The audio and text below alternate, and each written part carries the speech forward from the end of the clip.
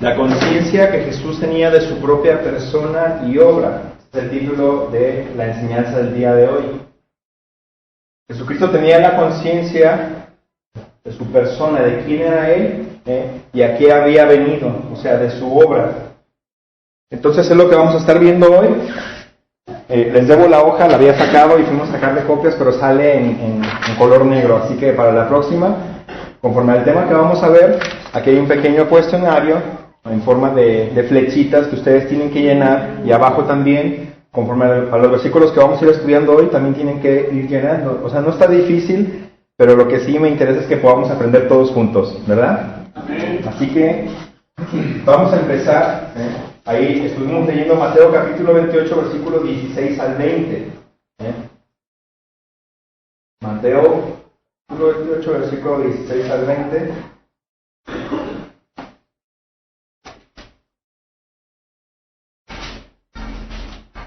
Dice así, síganme con su vista.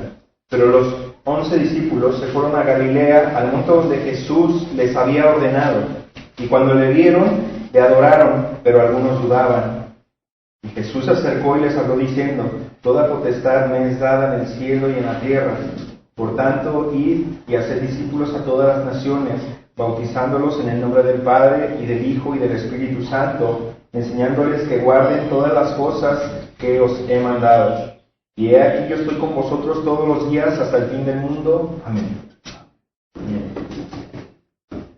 Y vamos a ver 2 puntos. Son 4 que conlleva este tema. Nuestro hermano Israel va a estar dando los otros 2 la próxima semana. Pero como les repito, él les va a dar una hoja con su tema de los otros 2 puntos. Pero también yo les voy a entregar otra con estos 2 puntos que también van a conformar todo el tema. Y seguimos avanzando en todo este taller de enseñanza que son acerca de los fundamentos bíblicos. ¿Está bien? Entonces, inciso A, se nos presenta en el relato de su vida al templo. Jesucristo, desde su encarnación en María, no comenzó ahí su existencia, eso ya lo vimos, sino que vino a hacerse carne, dice la palabra de Dios, y vino a habitar entre nosotros. Y desde aquí vamos a ver, desde su vida, desde que Él nació hasta el templo. Y vamos a ver en Lucas capítulo 2, versículo 41 al 52, por favor. Lucas capítulo 2. El Evangelio de Lucas capítulo 2, versículo 41 al 52. Dice así la palabra de Dios. Síganme ahí con su vista. Iban sus padres todos los años a Jerusalén en la fiesta de la Pascua, y cuando tuvo 12 años, subieron a Jerusalén conforme a la costumbre de la fiesta. Al regresar ellos, acabada la fiesta, se quedó el niño Jesús en Jerusalén, sin que lo supiese José y su madre. Y pensando que estaba entre la compañía, anduvieron camino de un día, y le buscaban entre los parientes y los conocidos. Pero como no le hallaron, volvieron a Jerusalén buscándole. Y aconteció que 3 días después le hallaron en el templo, sentado en medio de los doctores de la ley, oyéndoles y preguntándoles. Y todos los que le oían se maravillaban de su inteligencia y de sus respuestas. Cuando le vieron, se sorprendieron, y le dijo su madre: Hijo, ¿por qué nos has hecho así? He aquí tu padre y yo te hemos buscado con angustia. Entonces él les dijo: ¿por qué me buscabais? ¿No sabíais que en los negocios de mi padre me es necesario estar? Mas ellos no entendieron las palabras que les habló, y descendió con ellos y volvió a Nazaret y estaba sujeto a ellos. Y su madre guardaba todas estas cosas en su corazón. Y Jesús crecía en sabiduría y en estatura y en gracia para con Dios y los hombres. Vamos a orar. Padre, gracias, Señor, por esta tu palabra. Gracias porque podemos ver y entender, Señor, de tu persona, pero no solamente de tu persona, sino de quién eres, sino a lo que veniste, Señor. ¿Cuál era tu misión y tu propósito, Padre? También lo que tú nos quieres enseñar con esto. Te ruego, Señor, podamos ver un poquito más, Señor, podamos conocer un poquito más de ti, para nosotros también poderlo poner en práctica en nuestras vidas. Te ruego por mis hermanos y por mi vida, Señor, que nos hables a través del Espíritu Santo por medio de tu palabra. En el nombre de Jesús, amén. Bueno, Jesucristo dice ahí, se hallaba sentado, fueron ahí al templo, y dice que se hallaba sentado entre los doctores, en medio de los doctores de la ley, y estaba haciendo dos cosas. ¿Qué dice la palabra de Dios que estaba haciendo? ¿Quién me puede decir?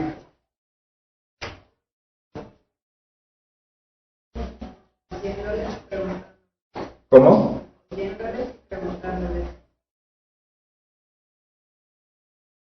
Oyéndoles.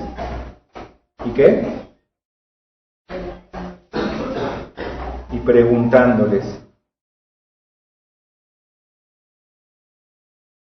Ok. Y también dice que todos los que le oían se maravillaban también de dos cosas. ¿Cuáles son estas dos cosas de las cuales todos aquellos que le oían se maravillaban, según la palabra de Dios? ¿De su inteligencia y de qué? Y sus respuestas. Dígame una cosa. Por ejemplo, Miriam, ¿cuántos años tiene tu hijo?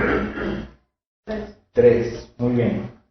Imagínense a Jesús de 3 años. Ahorita ustedes ven a Natanael, el hijo de Miriam, y es un niño que entiende, que toma decisiones, se mueve, va y viene. Cada uno de sus hijos, los que han tenido hijos, saben que su hijo va creciendo. Y conforme va creciendo, él va tomando decisiones, va aprendiendo a relacionarse con las personas. Pero el llegar a sentarse, tu hijo, a lo mejor aproximadamente de 12 años, con doctores de la ley, gente altamente preparada, y que se puedan maravillar de las preguntas y de lo que él decía, de su inteligencia. Y no solamente esto, sino que tuviera la atención para oírles y preguntarles acerca del libro de la ley. Porque déjenme decirle que Jesucristo, dice en la tradición judía, que los niños eran presentados a la edad de 12 años para presentar su bar mitzvah, que era que ya había llegado a la edad adulta en el pueblo de Israel para ser presentado ante los judíos, maestros y escribas de la ley, para ser ahí evaluado o tomar un examen y que le preguntaran acerca de todo el libro de la Torá, desde Génesis hasta Deuteronomio. Entonces esto fue lo que Cristo fue a hacer. Aquí podemos creer, por lo que dice la tradición judía, que Jesucristo tenía 12 años cuando se presentó aquí. Entonces imagínate a este niño haciendo esto, sentado con ellos en medio, preguntándoles, escuchando, opinando, y no solamente esto, sino que los doctores de la ley se maravillaban. Jesucristo, desde que fue pequeño, él supo a lo que venía. Él sabía quién era desde chico. Imagínate, chiquito, a Jesucristo, pero siendo Dios, y sabiendo cuál era su propósito, y sabiendo cuál era su llamado, y a qué era lo que venía.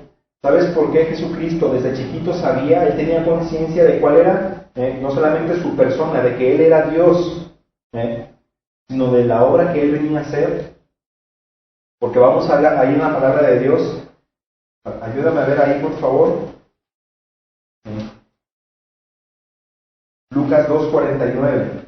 No solamente los papás se asustaron, no solamente dijeron, ¿dónde estás, hijo?, sino que regresaron, lo vieron y dice ahí.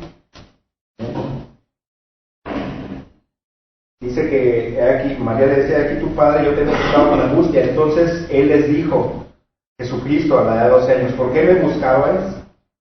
¿No sabíais que en los negocios de mi padre me es necesario que estar? Imagínate un niño hablando así, o sea, ¿por qué me buscabas? Si tú ya sabes que en los negocios de mi padre me es necesario estar. Y María, ¿qué le venía a María a la mente? Imagínate la angustia de haber salido del templo, fue la fiesta de la Pascua, también fueron presentados todos los niños de 12 años en su bar mitzvah para ser, ahora sí que, adultos ante la sociedad de Israel. Se van José y María de allí, y camino de varios días se dan cuenta que no estaba con ellos, y dicen, ¿dónde está? Y empiezan a buscarlo. ¿Alguna vez se te ha perdido tu hijo? No. Bueno, imagínate si se te perdiera. ¿Y dónde está mi hijo? Y empezarías a buscarlo con una desesperación. Algo así pasó con María y José. Se me perdió mi hija, la chiquita. Qué angustia se siente, ¿no? Esaú. Es difícil porque dices, lo primero que te pasa por la mente, se lo robaron. ¿Qué pasó? Lo secuestraron, van a pedir, no sé, una fianza, ¿no? Por él, un rescate.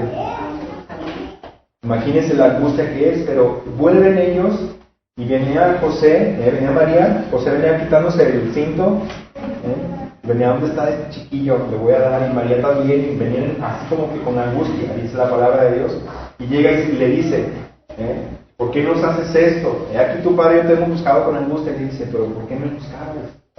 ¿Por qué te parece extraño? Jesucristo nunca desobedeció.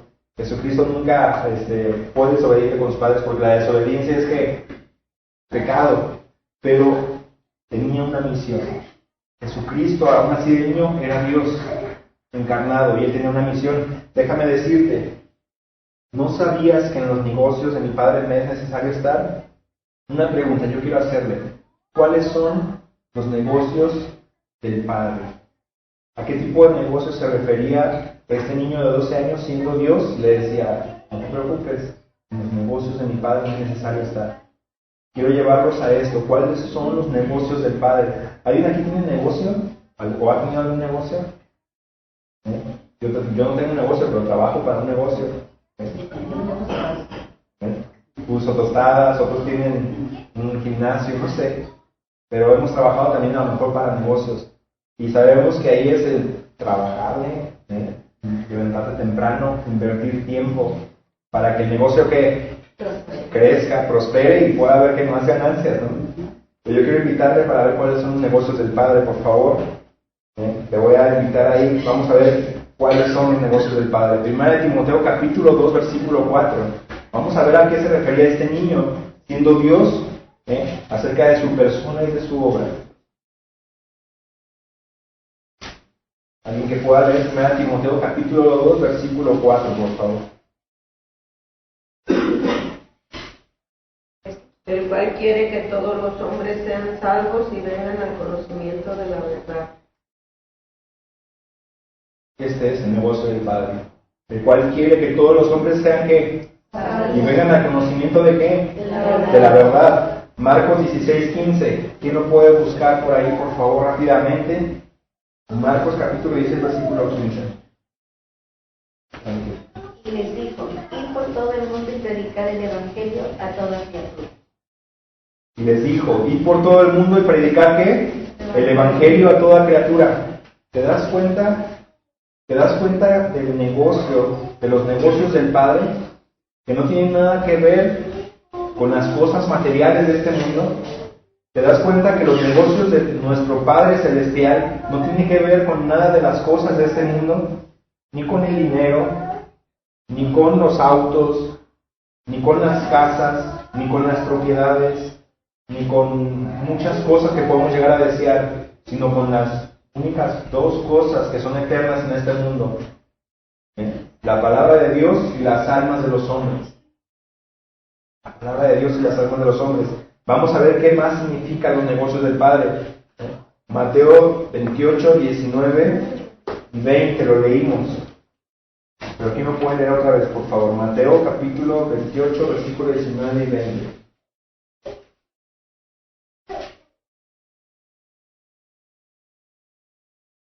Tanto ya son discípulos a toda la nación de sus bautizándolos en el nombre del Padre, del Hijo y del Espíritu Santo.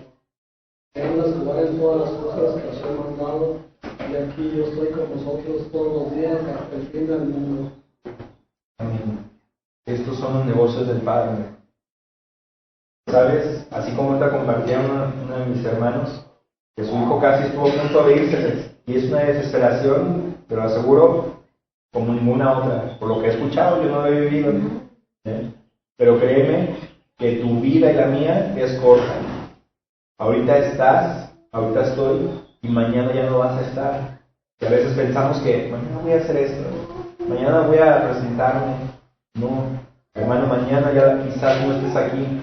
Quizás mañana, Dios no lo quiera, pueda pasar alguna enfermedad, puede pasar algo, y Dios dice y te llama a su presencia, es hora de que vengas conmigo. Entonces, si evaluamos en este punto, realmente quiero preguntarte algo.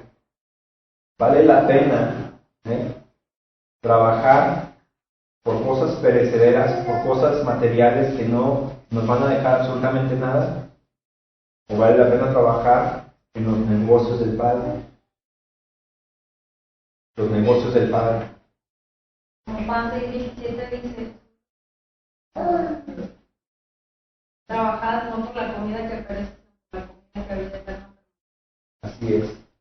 Trabajad no por la comida que perece, sino por la comida que a vida eterna permanece, la cual el Hijo del Hombre os dará, porque a él señaló Dios el Padre. 1 Corintios 15:58, ¿qué dice? ¿Alguien me podría ayudar a leerlo, por favor? Así que, hermanos míos amados, estad firmes y constantes, creciendo en la obra del Señor siempre, sabiendo que vuestro trabajo en el Señor no es en vano. El trabajo en el Señor no es en vano. Por ahí alguien decía que estuvo predicando el Evangelio. Créanme, yo no lo hice esta semana y dije, Señor, perdóname. Señor, perdóname porque no prediqué el Evangelio. Sí compartí unos versículos a unos alumnos, compartí versículos a maestros, pero hace falta ganar almas porque estos son los negocios del Padre. Créanme, hermano, por más que usted se esfuerce en lo que usted está trabajando y todo lo que usted alcanza a ver, no va a existir más. No va a existir más. Y por eso es importante el poder poner la mira en las cosas de arriba, en los negocios del Padre, que son las almas de los hombres. Nos vamos, mi hermano, nos vamos ya rápido. Y yo, a lo mejor primeramente, ya no vamos a estar aquí, me van a llorar, me van a decir, pues que Dios te bendiga, me van a hacer un cultito, sí. Pero ¿sabe qué es lo más importante de eso?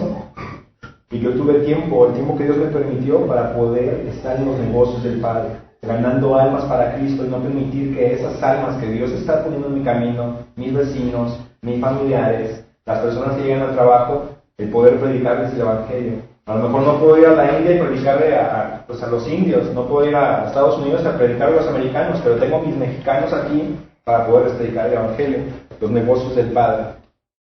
Esos son los negocios del Padre a los cuales se refería Jesucristo. Vamos a ver el segundo punto, pero antes vamos a ver Lucas 2:51 para terminar con este pasaje. Lucas 2:51.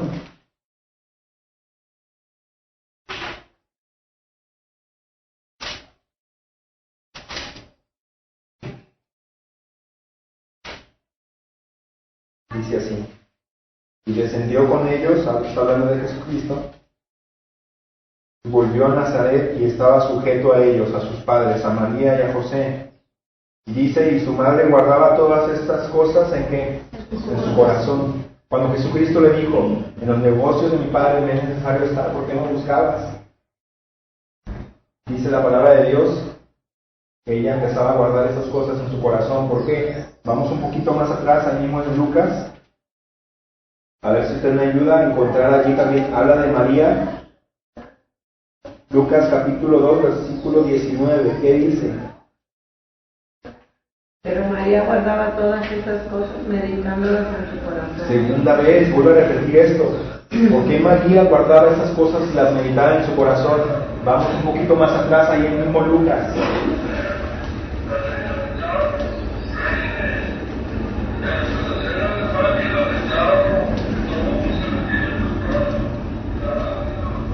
Lucas capítulo 1, versículos 31 y 32, le apareció el ángel a María y le dice, y ahora concebirás en tu vientre y darás a luz un hijo y llamarás su nombre Jesús. Este será grande y será llamado Hijo del Altísimo, y el Señor Dios le dará el trono de David su padre, y reinará sobre la casa de Jacob para siempre, y su reino no tendrá fin. No tendrá fin. Y por ahí también dice que Jesús será el Salvador, porque esto significa su nombre.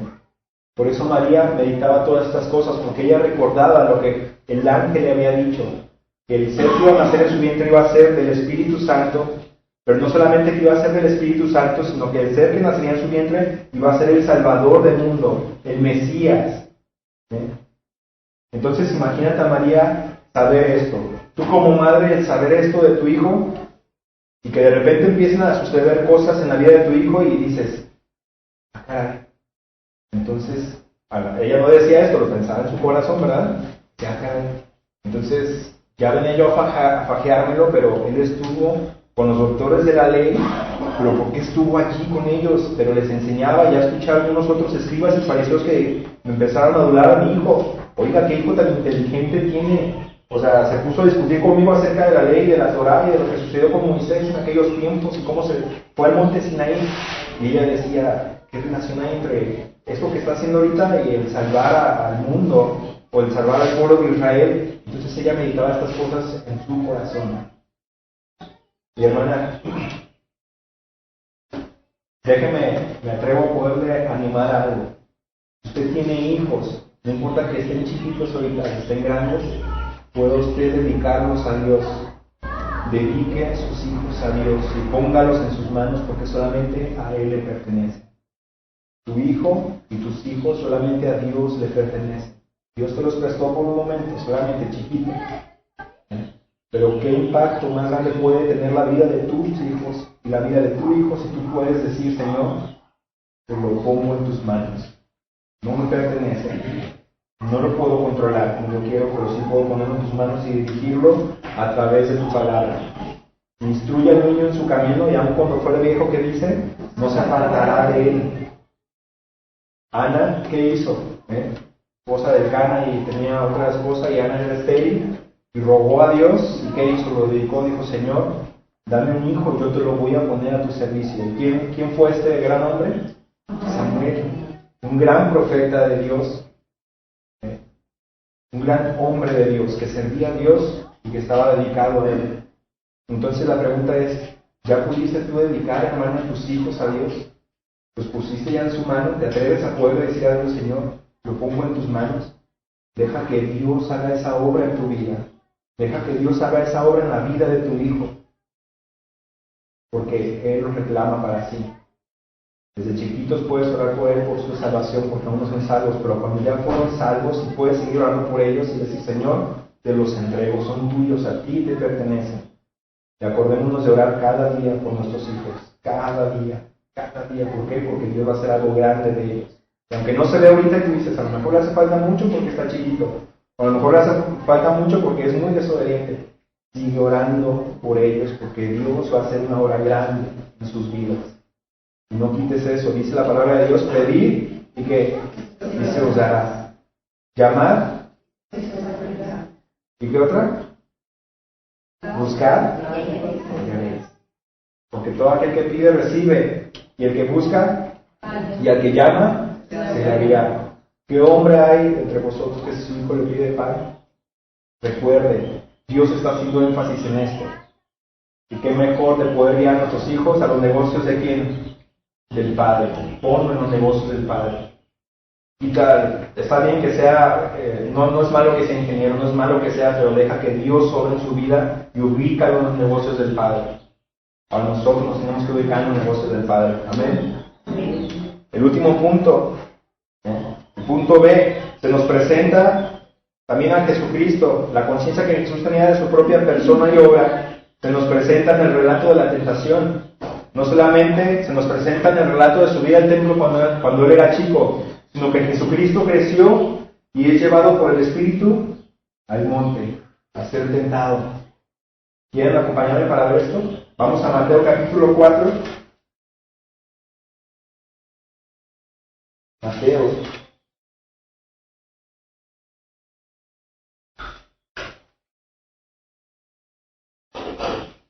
Capítulo 4, versículo del 1 al 11. Leo yo uno y ustedes ven otro conmigo. ¿Está bien? Empiezo yo leyendo. ¿Ya lo tienen? Empiezo yo el primero. Tentación de Jesús. Entonces Jesús fue llevado por el Espíritu al desierto para ser tentado por el diablo. Y después de haber ayunado 40 días y 40 noches, tuvo hambre. Y vino a él el tentador y le dijo, si eres hijo de Dios, di que estas piedras se conviertan en pan. Él respondió y dijo, escrito está, no solo de pan vivirá el hombre, sino de toda palabra que sale de la boca de Dios. Entonces el diablo le llevó a la santa ciudad y le puso sobre el pináculo del templo. Y le dijo, si eres hijo de Dios, échate abajo, porque escrito está, a sus ángeles mandarás acerca de ti, y en sus manos te sostendrán, para que no tropieces con mi pie en piedra. Jesús le dijo, escrito está también, no tentarás al Señor tu Dios. Otra Otra vez me llevó el diablo a un monte amueblado y me mostró todo el reino del mundo y la gloria de ellos. Y le dijo: todo esto te daré si postrado me adorares. Entonces Jesús le dijo: vete, Satanás, porque escrito está: al Señor tu Dios adorarás y a Él solo servirás. El diablo entonces le dejó, y he aquí vinieron ángeles y le servían. Aquí Jesucristo también se nos va a presentar, no solamente se nos va a presentar en el relato de la subida del templo cuando era pequeño, sino se nos va a presentar en el relato de la tentación. ¿Y qué tiene esto que ver con la persona y obra de Jesucristo? Es algo bien importante, y finalmente quiero mostrarle algo, mi hermano. ¿Estamos de acuerdo en que Jesucristo es 100% Dios? ¿Que Jesucristo es 100% hombre? ¿Amén? No es que Jesucristo fue 50 y 50, 75 y 50. Jesucristo fue 100% Dios, es 100% Dios y fue 100% hombre. ¿Bien? Ahora una pregunta. Como hombre, ¿Jesucristo podía pecar? ¿Qué piensa usted? ¿Sí o no? Sí podía, pero no lo hizo. Sí podía, pero no lo hizo. No. Muy bien. Veamos qué dice la Biblia acerca de esto. ¿Está bien? ¿Quiere acompañarme? Vamos a Hebreos capítulo 4, versículo 14 al 16, por favor. Vamos a ver si Cristo, que fue y es 100% Dios y 100% hombre, podría pecar. Vamos a ver qué dice la Biblia. Hebreos capítulo 4. Qué importante, ¿no? Qué importante. Hebreos capítulo 4. Déjenme apuntarlo.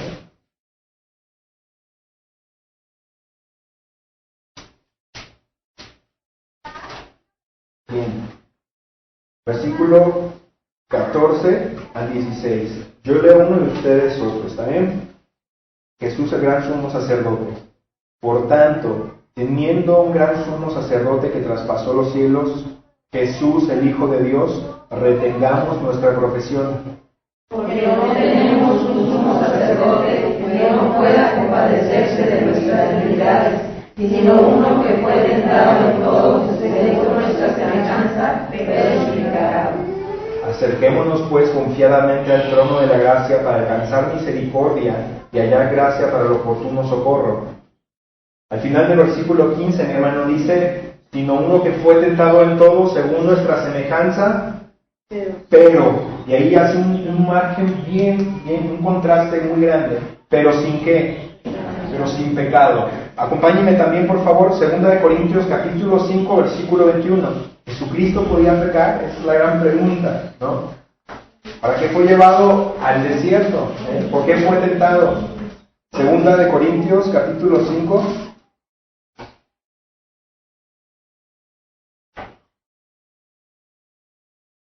5:21. Dice así la palabra de Dios: al que no conoció pecado, por nosotros lo hizo pecado, para que nosotros fuésemos hechos justicia de Dios. ¿En quién? En Él. Pero ¿qué dice? Al que no conoció, ¿qué? Pecado.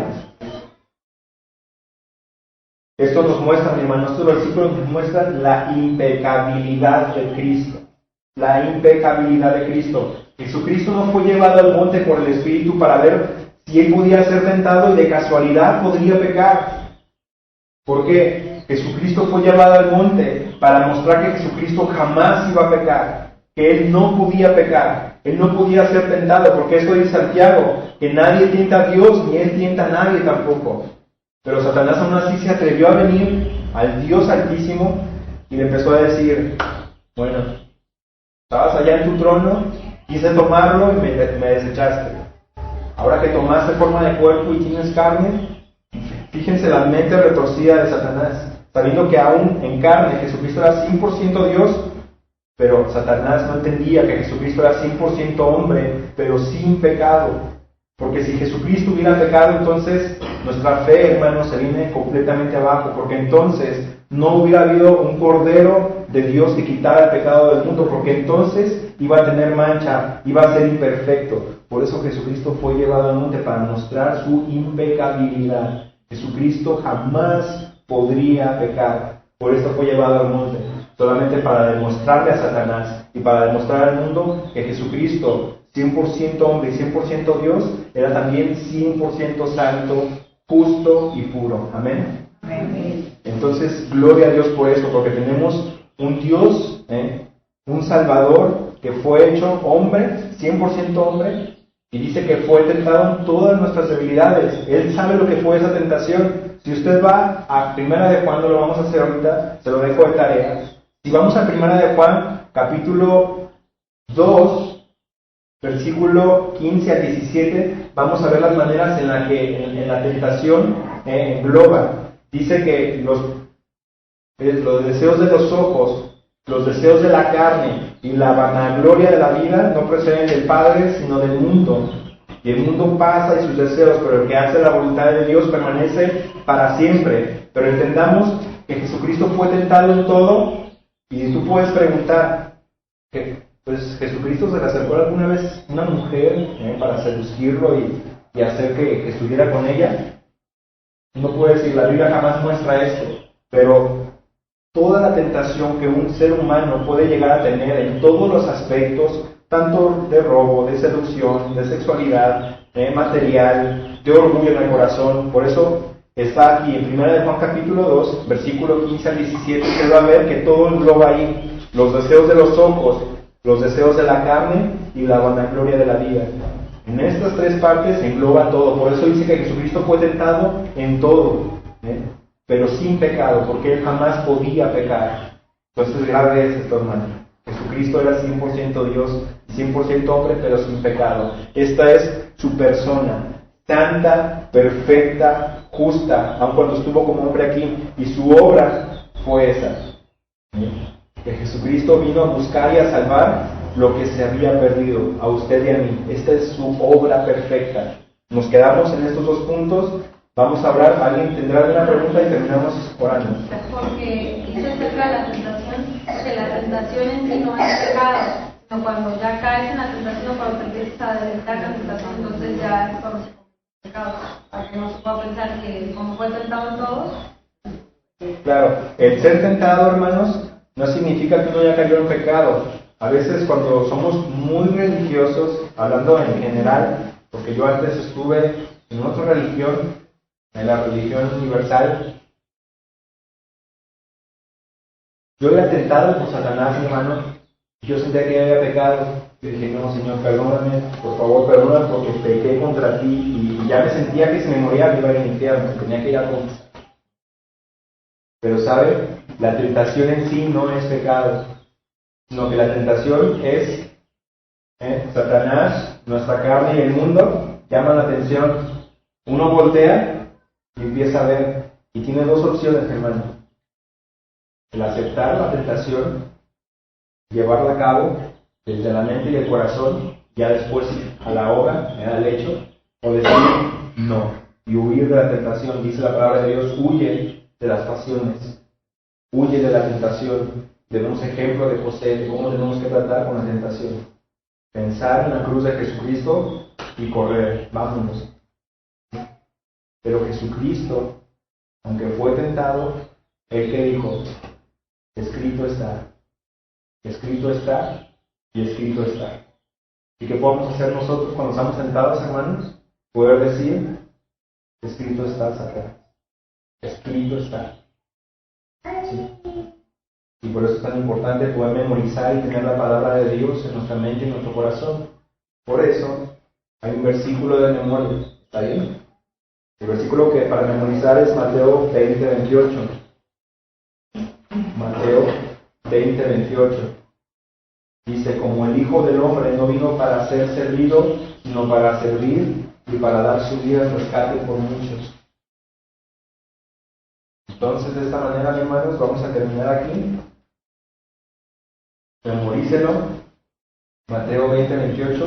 Lo puedo memorizar de aquí a que entremos otra vez al culto, porque nos van a preguntar. Entonces, Mateo 20:28, como el Hijo del Hombre no vino para ser servido, sino para servir y para dar su vida al rescate por muchos. Esta es su persona y su obra perfecta. Vamos a orar. Padre, gracias, Señor, por tu amor y misericordia. Muchas gracias, Señor, por mostrarnos cómo no solamente, Señor, en la adultez, sino en la niñez, tú fuiste 100% Dios y 100% hombre. Señor, tenías un propósito precioso y específico, que éramos nosotros, Señor. Por esto fuiste mandado por el Padre para dar tu vida, Señor, en rescate a cada uno de nosotros.